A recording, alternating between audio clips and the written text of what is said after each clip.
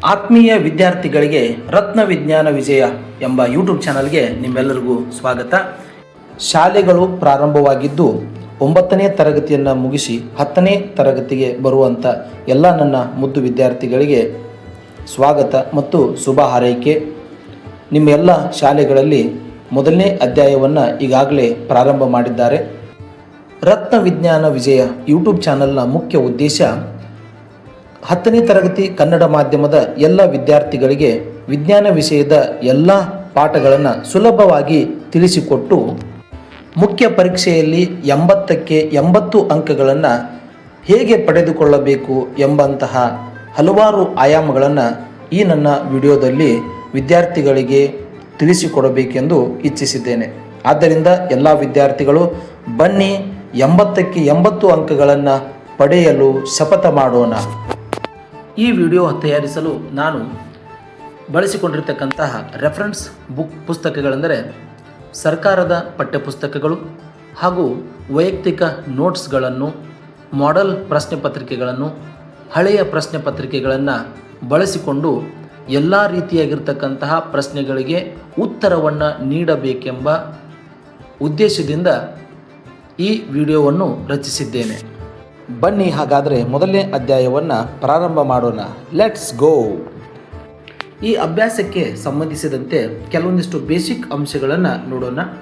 ಮೊದಲನೇದಾಗಿ 8ನೇ ತರಗತಿಯಲ್ಲಿ ಬಂದಿರತಕ್ಕಂಥ ವಿಷಯ ಇದು ಭೌತ ಬದಲಾವಣೆ ಮತ್ತು ರಾಸಾಯನಿಕ ಬದಲಾವಣೆ ಅಂತ.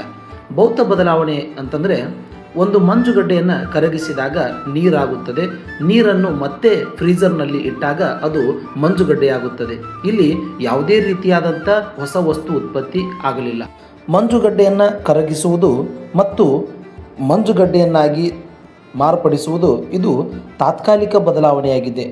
ಆದ್ದರಿಂದ ಭೌತ ಬದಲಾವಣೆಯಲ್ಲಿ ಯಾವುದೇ ರೀತಿ ಹೊಸ ವಸ್ತು ಉತ್ಪತ್ತಿಯಾಗುವುದಿಲ್ಲ ಹಾಗೂ ಇದು ತಾತ್ಕಾಲಿಕ ಬದಲಾವಣೆಯಾಗಿದೆ.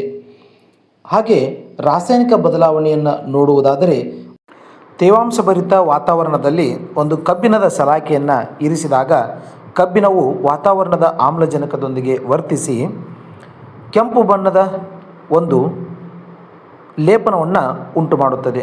ಈ ಲೇಪನಕ್ಕೆ ಕಬ್ಬಿಣದ ಆಕ್ಸೈಡ್ ಎಂದು ಕರೆಯುತ್ತೇವೆ.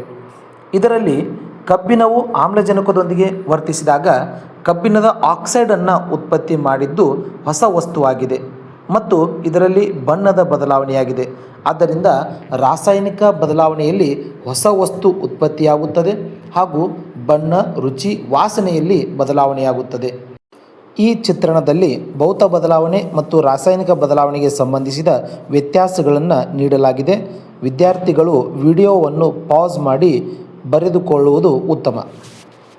ಇದು ಚಾನಲ್ನ ಪರಿಚಯವಾಗಿದ್ದು ಮೊದಲನೇ ಅಧ್ಯಾಯವನ್ನು ಮುಂದಿನ ವಿಡಿಯೋದಲ್ಲಿ ನೋಡೋಣ.